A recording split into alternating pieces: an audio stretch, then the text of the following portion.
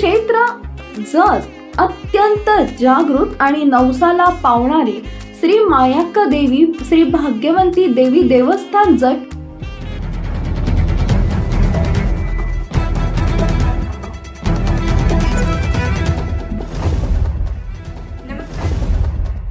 नमस्कार, मी Megha Jagtap. BBM news मध्ये आपल्या सर्वांचं स्वागत. पाहूया आजच्या घडामोडी.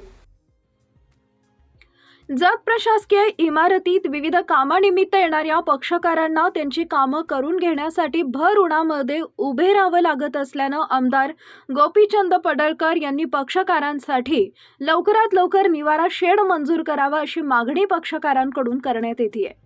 जत येथील प्रशासकीय इमारती समोरील जागेत प्रशासकीय इमारतीत विविध कामानिमित्त येणाऱ्या पक्षकारांची वाहनं पार्किंग करण्यात येतात. तसेच जत पंचायत समितीकडील पूर्व बाजूस असलेल्या ज्या ठिकाणी पूर्वी स्टॅम्प वेंडर बसत होते त्या जागेवर शासकीय सेतू व जवळच प्रशासकीय इमारतीतील अधिकारी व कर्मचारी यांच्या दुचाकी व चारचाकी वाहनांसाठी वाहन पार्किंगसाठी जागा ठेवली आहे. परंतु प्रशासकीय इमारतीत विविध कामानिमित्त तालुक्याच्या विविध भागातून येणाऱ्या पक्षकारांना बसण्यासाठी प्रशासकीय इमारतीत कोणतीही व्यवस्था करण्यात आली नसल्यानं पक्षकारांमधून संताप व्यक्त करण्यात येतोय.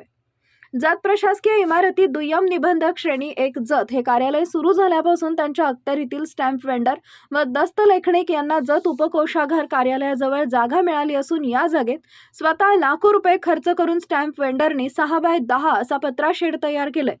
या पत्राशेडमध्ये बसून हे मुद्रांक विक्रेते व दस्तलेखनिक त्यांची विविध प्रकारची कामं करत आहेत. तसेच याच ठिकाणी बसून ग्राहकांना स्टॅम्प विक्री देखील करत आहेत.